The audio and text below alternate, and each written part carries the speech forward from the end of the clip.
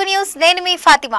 తెలంగాణ బీజేపీకి స్పష్టమైన రాజకీయం ఉందా? తెలంగాణలో బీజేపీ ఎమ్మెల్సీ స్థానిక సంస్థల ఎన్నికలే ప్రధాన లక్ష్యంగా పెట్టుకుంది. కానీ అందుకు తగిన విధంగా పార్టీ అడుగులు వేయడం లేదు. నాయకుల మధ్య సమన్వయం లోపించడం వల్ల బీజేపీ అసలు సమస్యలు ఏంటి, ఎవరు తాటిపైనకు రావడం లేదు, ఎవరు దూరంగా ఉంటున్నారు, ఈ వీడియోలో తెలుసుకుందాం. తెలంగాణ బీజేపీలో నాయకత్వ లోపం స్పష్టంగా కనిపిస్తుంది. పార్టీకి వ్యూహాత్మక దిశలో ఏకతాటిపై నడిపించే నాయకత్వం లేదని స్పష్టమవుతుంది. బండి సంజయ్ అధ్యక్షుడిగా ఉన్నప్పుడు కనీస ఐక్యత ఉన్నా ఇప్పుడు పరిస్థితి పూర్తిగా మారిపోయింది. ఈటెల రాజకీయం ఈటెలదే, బండి సంజయ్ పంచాయతీ బండిదే, కిషన్ రెడ్డి వ్యూహం కిషన్దే. పార్టీ సమిష్టి ప్రయోజనాల కంటే వ్యక్తిగత వ్యూహాలకు ఎక్కువ ప్రాధాన్యం ఇస్తున్న నాయకులు రాష్ట్ర ప్రభుత్వంపై ఏకతాటిపై పోరాటం లేదు. కిషన్ రెడ్డి, బండి సంజయ్లు కేంద్ర మంత్రులుగా ఉన్న రాష్ట్ర బీజేపీ నేతలకు అందుబాటులో లేరని పార్టీ క్యాడర్ ఫిర్యాదులున్నాయి. ఇక బీఆర్ఎస్ నుంచి వచ్చిన ఈటెల రాజేందర్ తన సొంత వర్గం ఆధారంగా పార్టీని ప్రభావితం చేసేందుకు ప్రయత్నిస్తున్నా